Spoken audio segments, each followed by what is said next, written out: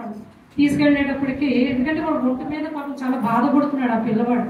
బాధపడుతుంటే అది ఈవిడ ఏం చేసి, ఆవిడ కూడా అలాగే ఒక భజన, అది నేను రాసుకోలేకపోయాను, కనుక్కోలేకపోయాను. ఆ భజన ఆవిడ అలాగే కూర్చొని, స్వరము మరి వచ్చో పాపం ఆవిడకి ఏమొచ్చో తెలియదు, ఆవిడ కూర్చొని ఇదే పాడుకునే వాటి స్వామిని తగ్గించి నేను ఏం చేయలేనని ఈ డాక్టర్లు ఒక నెల్లాడిపోయాక మళ్ళీ రమ్మని తీసుకుని పెడితే డాక్టర్లు అన్నట్ట ఏం చేసేవాళ్ళేది ఇంత చక్కగా పూర్తిగా పోయింది అన్నట్టు. అంటే భజనకు ఉన్నటువంటి ఒక గొప్పతనం మనం గమనించాలి. సరేనయ్యా భజన పాడేస్తాము, కానీ దీనికి రూల్స్ ఏమిటి? మన అస్తమాట అలాగే ఎలా పడితే అలా పాడేయడం అన్నది కాదండి. మన కంఠస్వరానికి తగ్గినట్టుగానే మనం భజనను ఎన్నుకోవాలి ఎప్పుడైనా సరే.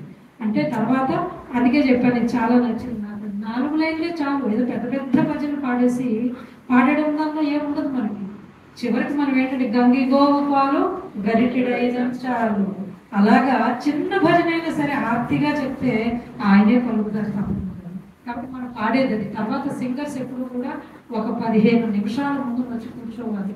కూర్చొని హడావిడిగా వచ్చి పాడినప్పుడు ఏమవుతుంది, మనకు ఆ భావం అనేది రాదు. భజనలో వచ్చి కూర్చొని చక్కగా కామ్గా కూర్చొని మనం పాడే భజనని, స్వామి నేను ఎవరి గురించి పాడట్లేదయ్యా, నీకు నేను అర్పించుకుంటున్నటువంటి ఒక పుష్పం నేను, కాబట్టి ఆ పుష్పం చక్కగా ఉండాలి, ఒక కమలం, హృదయ కమలాన్ని నేను నీకు అర్పిస్తున్నాను అయ్యా నా భజనతోటి అని చెప్పేసి పాడితే, ఆయన ఎప్పుడైతే ఆయన దగ్గరికి చేరితో ఆటోమేటిక్గా అందరి దగ్గరికి ఆటోమేటిక్గా వెళ్ళిపోతుంది. తర్వాత భజన అంటే ఏంటండి? భజన అంటే స్వామి వారితో సంభాషణే భజన. మెడిటేషన్లో ఏంటి? మన స్వామితో మాట్లాడతాం. నామస్మరణలో మన స్వామితో మాట్లాడతాం. మెడిటేషన్ అంటే భగవంతుడు మనతో మాట్లాడుతాడు. మనకి మరి మన ఈ జ్యోతి మెడిటేషన్ ఇవన్నీ కూడా చేస్తూనే ఉంటారు కదా, మరి మీరు కూడా చేస్తుంటారు. అంటే ఏంటి మనం చేసేది? అప్పుడు ఆయన మాట్లాడతాడు మనతో, మనం వినాలంతే. మనం ఆ టైంలో మనం ఇంక దృష్టి ఎక్కడికి వెళ్ళలేకుండా వినాలంతే మనది.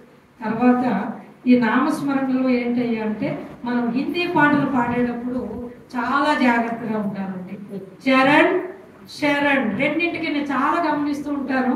ఈ చరణొమ్మే లేలో శరణొమ్మే లేలో ఈ రెండింటికి చాలా తేడా వస్తుంటుంది. చరణ్ అంటే పదాలు, శరణ్ అంటే నేను శరణాగతి నాకు శరణ్లో తీసుకోవయ్యా అని చెప్పేసాను. కాబట్టి ఇదంటే ఇది ఒక మహాసముద్రం. చెప్పుకుంటూ వెళ్ళిపోతే ఇంకా చాలా చెప్పే ఉంటాయండి నిజంగానికి. ఎడొచ్చి కొంతవరకే నేను అనుకున్నాను. నేను బహ్రెయిన్లో ఉన్నాము, షార్జాలో ఉన్నామండి, సౌదీ అరేబియాలో మీకు తెలుసు కదా, మాకు అక్కడ ఎక్కువ బయట పాడడానికి వాటికి అవకాశాలు ఉండేవి కాదు. కానీ మేము ఒక కుటుంబం కలిసి, వాళ్ళు తమిళియన్స్ వాళ్ళు కలిసి అంటే మొత్తం మేము అక్కడ ఉన్నటువంటి 5 సంవత్సరాలు ఏ గురువారం కూడా మేము మానలేదండి. మేమే భజన చేసుకునేవాళ్ళం, మేమే అష్టోత్తరం చేసుకుని స్వామివారికి సత్యనారాయణ కథ ఉంది కదా 5 చాప్టర్లు, అది చదువుకునేవాళ్ళం అండి 5 సంవత్సరాలు. తర్వాత మేము షార్జా వచ్చాము. తర్వాత దుబాయ్, మీకు అక్కడ తెలిసే ఉంటుంది, మన అక్కడ వాళ్ళ ద్వారా కూడా మేము అక్కడికి వెళ్ళడం జరిగింది. అప్పుడు కూడా స్వామివారి అనుగ్రహం చాలా చక్కగా మాకు, అంటే మాలో కొంతమందికి ఇంటర్వ్యూ దొరికింది, అందరికీ దొరకకపోయినా అలా జరిగింది. చైత్రం అన్నమాట. తర్వాత మేము బహ్రెయిన్ వెళ్ళామంటే నేను అక్కడ క్లాసెస్ తీసుకునేదాన్ని. బహ్రెయిన్ వచ్చాక నేను మహిళా ఇన్ఛార్జ్గా ఉన్నాను. అక్కడేమో ఇలా బాల వికాస్ క్లాసెస్ కొంచెమే తీసుకునేదాన్ని, కానీ ఎక్కువ కాదు. అక్కడ కొన్నాళ్ళు పోయిన షార్జాలో తక్కువ తీసుకున్నాను. బహ్రెయిన్లో నేను బాల వికాస్ తీసుకునేదాన్ని.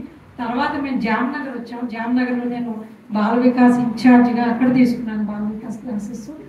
వాళ్ళకి ఒక చిన్న మాట చెప్తాను, చెప్పి గొప్ప స్వామివారి పద్యసూక్తి చెప్పి పిలుస్తాను. విచిత్రం ఏంటంటే, నేను అక్కడ పిల్లలకి, నేను బాల వికాస్ పిల్లలకి ఇది చేస్తున్నప్పుడు ఏమైంది, మా వారికి అప్పుడు బైపాస్ ఆపరేషన్ చేస్తే జామ్నగర్లో ఉన్నప్పుడు, మేము హైదరాబాద్లోని ఇక్కడే ఉన్నాం. మేము చేస్తే మాకు అక్కడి నుంచి పిల్లల తల్లిని ఫోన్ చేసి వాళ్ళకి చెప్పాను, ఇలా నేను ఇప్పుడప్పుడే రాలేనండి, నేను ఇలా జరుగుతుందంటే వాళ్ళు అడిగారు, ఏమంటే మీకు టైం ఎప్పుడో చెప్పండి మాకు, సార్కి ఎప్పుడు ఆపరేషన్ చేస్తారు అని చెప్పేసి అనేసరికి, అయితే సరేనా టైం అది వాళ్ళకి చెప్పాను. మన ముందు ఆపరేషన్ అయితే అయిపోయిన తర్వాత వాళ్ళ పిల్లల తల్లిని ఫోన్ చేశారండి. ఒక ఆవిడ ఫోన్ చేశారు, యామిని గారు అని చెప్పి విశాఖపట్నం చేసి, అమ్మ మా పిల్లలు ఏం చేశారో తెలుసా, పొద్దున్నుంచి ఆపరేషన్ అయ్యి మళ్ళీ మీరు అయ్యిందని చెప్పేదాకా వాళ్ళు స్వామివారి నామస్మరణే చేస్తూ కూర్చున్నారు. కదలలేదండి వాళ్ళు. అంటే డాక్టర్ గారు ఈయనేమో వెంటిలేటర్ మీద ఉంచినప్పుడు డాక్టర్ గారు అండి అందరూ గొప్పవాళ్ళండి. ఆయన పుట్టపర్తిలో ఎన్నో బైపాస్ సర్జరీలు చేసిన అనిల్ కుమార్ గారు, ఆయన పేరు కూడా అనిల్ కుమార్ గారు. ఆయన మమ్మల్ని తీసుకెళ్ళి చూపించారు. చూపిస్తే నేను అన్నాను, ఏమో నాకు అలా అనిపించాడు స్వామి. నేను సార్ మీరు చేసిందంతా ఒక ఎత్తు అయితే మా పిల్లలు అక్కడ చేసిన నామస్మరణ ఒక ఎత్తు అండి. మా వారు అలా ఉన్నారు, బాగా అయింది, బాగా జరిగింది అని. 7 గంటలు పట్టిందండి ఆపరేషన్, సాధారణంగా తక్కువ టైం పట్టలేదు అన్నారు. కాబట్టి నేను ఆ పిల్లలకి ఏమి చెప్పతో తీర్చుకోనండి, ఏమి ఇవ్వగలను. వాళ్ళ కాళ్ళు కడిగి నేను దాహం తీసుకున్నా కూడా నేను వాళ్ళ రుణం నేను తీర్చుకోలేనండి నిజంగా. ఇదంతా ఎవరి వల్ల, నేనని కాదు, ఇక్కడ నేను కాదండి, అదిగో ఆయనే. నా పేరు కూడా అవసరం లేదు దానికి. అంత చక్కటి ఇదండి. అక్కడ మాకు బెహ్రెన్లో నేర్పిన ఆవిడ రాసేసుకుని వెళితే కొన్ని స్వామి అక్కడ కూర్చొని చెప్పేవారట, నువ్వు భజన ఒకటి రాయంటే ఆవిడ రాసేస్తేనండి. స్వామి ఉషా సేతురామన్ గారు ఆవిడ పేరు.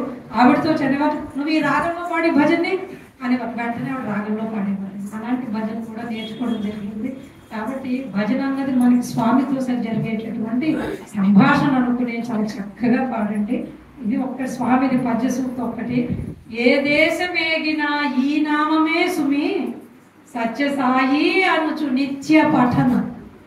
ఏ ఊరు చూసినా ఈ నామమే సుమి, సత్య సాయి అనుచు నిత్య జపము. ఏ నోట విన్నను ఈ నామమే సుమి, సాయి రామ అనుచు సత్య జపము. ఎచ్చోట చూసినా ఈ నామమే సుమి, సత్య సాయి అనుచు నిత్య భజన. విశ్వమెల్లడ వ్యాప్తి అయి వెలయునట్టి, భక్త జనులకు ప్రాపుయై వరమునట్టి, భక్తి నొసగి రక్షించెడు శక్తిమయుడు. పత్తివాసుడు మిమ్మేల ఎత్తుకొనడు అంటే మన పిల్లలు అయిపోయామండి. మనం ఎప్పుడెత్తుకుంటే మన తల్లి పిల్లడుగా ఉన్నప్పుడే ఆయన ఎప్పుడైనా మనం ఎత్తుకోవడానికి రెడీగా ఉన్నారు. ఆయన ఎడొచ్చి మనమే వెయ్యాలి, ఒక అడుగు ఆర్తిగా పిలవాలి మనం. ఒక భజన అయినా స్మరణ అయినా ఏదైనా సరే. కాబట్టి ఒక సాయి తేరే చరణో మే కోటి ప్రణామ, శరణం మే లే లో సాయి ప్రభో, సాయి తేరే చరణం మే కోటి ప్రణామ. సాయిరామ్.